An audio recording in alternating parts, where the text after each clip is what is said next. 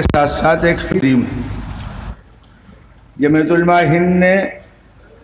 عالم اسلام کو، پوری دنیا کو، ملک کو ایک فکر دی۔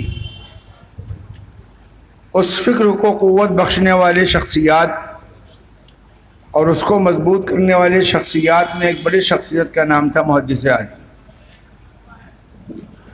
جمعیت کی فکر آج کے دور میں پہلے سے زیادہ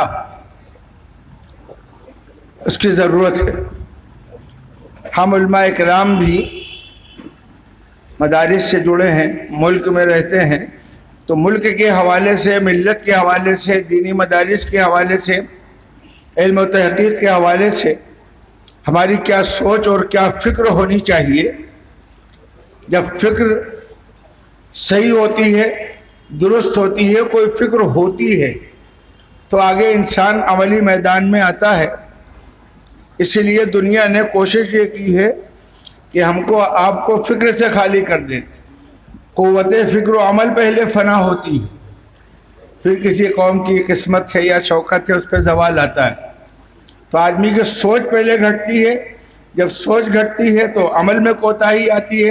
اور عمل میں کوتاہی ہونے کے بعد پھر زوال کا سلسلہ شروع ہوتا ہے۔ آج رونا ہے پوری دنیا میں ملت اسلامیہ کا کہ علمی اعتبار سے بھی ہمارا زوال ہے، اقتدار کے اعتبار سے بھی ہمارا زوال ہے،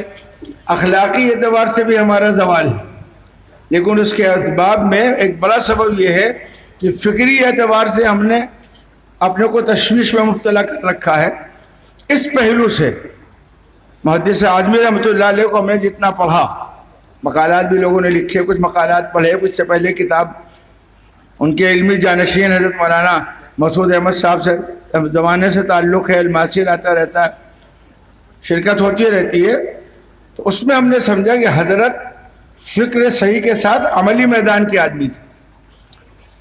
آج علم جستجو میں کمی آ گئی۔ سب سے پہلے تو اپنے کو کہتے ہیں کسی چیز کی گہرائی میں اترنا اور اس کو آخری حد تک پانا، اس میں ہم علماء اکرام میں بھی کمزوری آئی۔ ظاہر بات ہے حدیث کا علم اور حضرت کے جو تصنیفات اور حضرت کے حوالے سے استدراکات اور تعقبات اور تاریخات، یہ جتنا ذکر آ رہا ہے، ذکر کتنا آسانی سے آ گیا،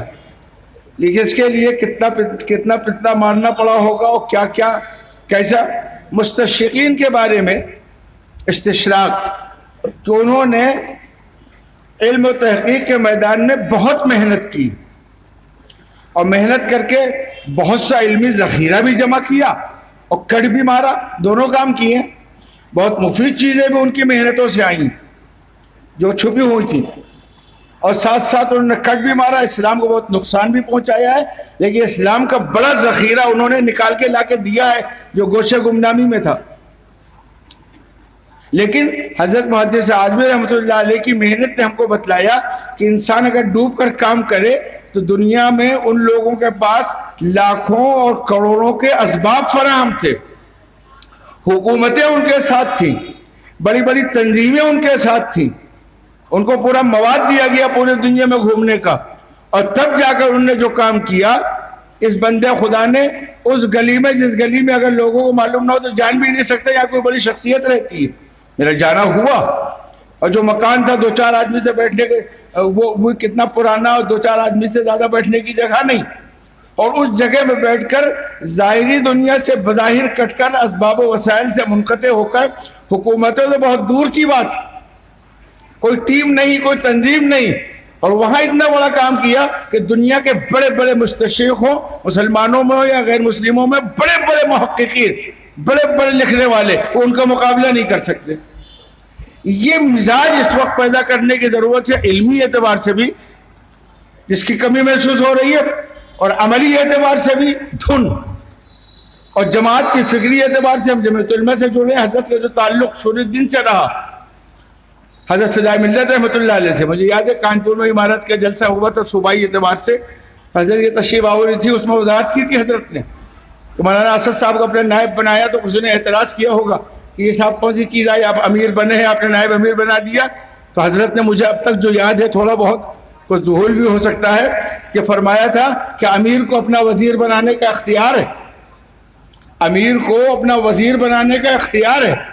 وہ ہے کہ نائب امیر کو وزیر کے طور پر رکھا گیا، اور پھر مولانا اسد مدنی رحمۃ اللہ علیہ بارے میں سنا، ہماری معلومات میں یہ بھی ابھی قاری صاحب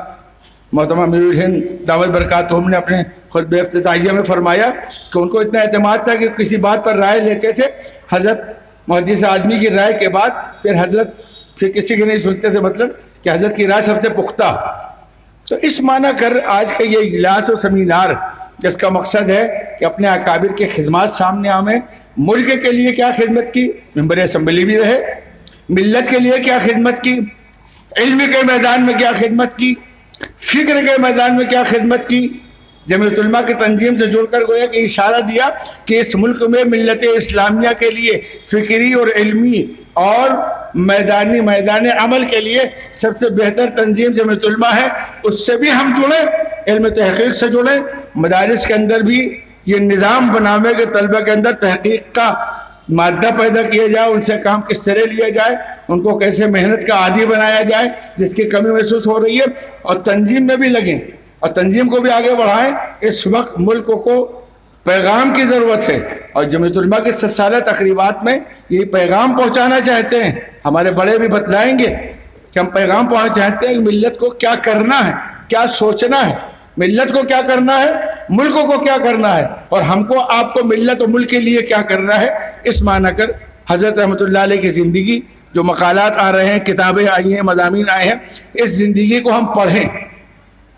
پڑھنے کے بعد یقیناً ہم کو رائے عمل ملے گی،